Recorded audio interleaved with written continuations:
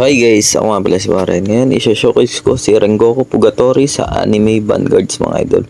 Kung ano skills, damage niya pagka naka-evolve na ng Rengoku mga idol. Ito yung exclusive anime na makukuha sa Anime Vanguards. Iyaano natin, i-showcase natin sa inyo para sa inyo.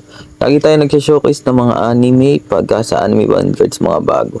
Ito na ginagawa natin kasi bagong laro to sa Anime Vanguards. Yan, panoorin nyo kung paano mag-showcase tayo sa Anime Vanguards. Itong skin pa lang pinapakita ko ito. Ito yung bago kong gawang skin.